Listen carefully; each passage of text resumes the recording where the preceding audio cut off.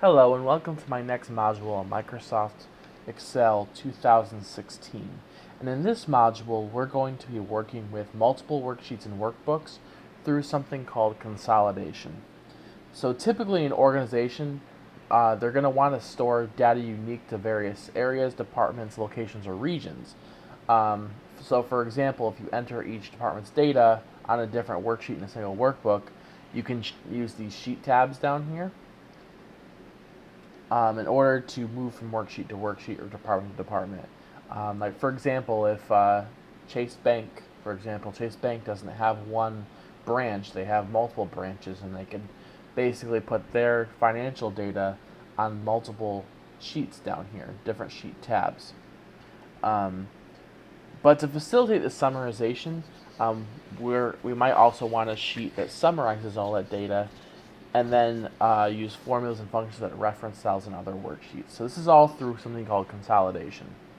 So in this module, we're going to be formatting a consolidated worksheet.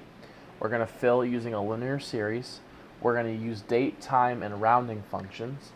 We'll apply a custom format code, create a new cell style, copy a worksheet, drill to add data to multiple worksheets at the same time, select and deselect sheet combinations, enter formulas that use something called 3D cell references, use the paste gallery, format a 3D pie chart with an exploded slice and lead lines, save individual worksheets as separate workbook files, view and hide multiple workbooks, as well as consolidate data by linking separate workbooks.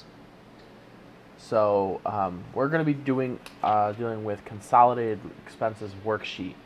So this project will follow proper design guidelines and use Excel to create the worksheets that we'll be looking at.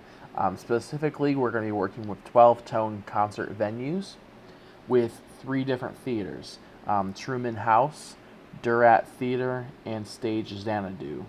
And then we'll also create one worksheet that's a consolidated worksheet that summarizes information from all 3 of those sheets.